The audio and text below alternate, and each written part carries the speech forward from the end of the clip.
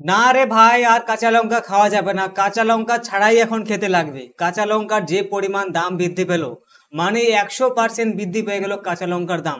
যে কাঁচা লঙ্কা 100 থেকে 120 টাকা 50 টাকায় পাওয়া যেত, সেই কাঁচা লঙ্কা আজকে 300 থেকে 400 টাকা কিলো পাওয়া যাচ্ছে। এত পরিমাণ দাম বৃদ্ধি পেয়ে গেল। এবং অনেকে বলছে যে কাঁচা লঙ্কা খাবো না, আমরা আমরা খাবো ইলিশ, কম দাম ইলিশ খাবো।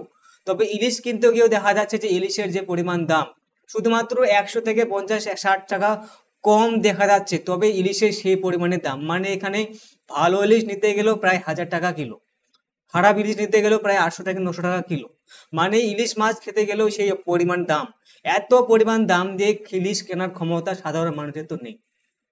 তবে সোশ্যাল মিডিয়ায় ভাইরাল হচ্ছে যে এখানে ফেসবুকে দেখা যাচ্ছে যে এত টাকার মূল্য বেঁধে দেওয়া হয়েছে, সেই মূল্যটা এবং সাধারণ মানুষ কিনতে গিয়ে বাজারে গিয়ে দেখতে পাচ্ছে যে এখানে ভিন্ন মূল্য দেখা যাচ্ছে, প্রায় এখানে দ্বিগুণ মূল্যে পাওয়া যাচ্ছে ফেসবুকের তুলনায় বাজারে। এবং সোশ্যাল মিডিয়ায় একটা গুজব ছড়াচ্ছে যে চায়না থেকে বা পাকিস্তান থেকে পেঁয়াজ আদা রসুন এবং এখানে কাঁচা লঙ্কা আমদানি করা হয়েছে বাংলাদেশে।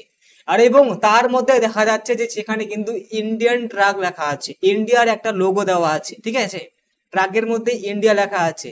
তাহলে বলবো কি, বাংলাদেশের মানুষই কিন্তু এখানে অনেকটাই গুজব ছড়ানোর জন্য দায়ী। কেননা বাংলাদেশের মানুষকে গুজব এবং হয়রানি করানোর জন্য, এই ধরনের সোশ্যাল মিডিয়ায় গুজব ছড়ানোর জন্য সমস্ত কিছু কিন্তু ভারত থেকেই যায়।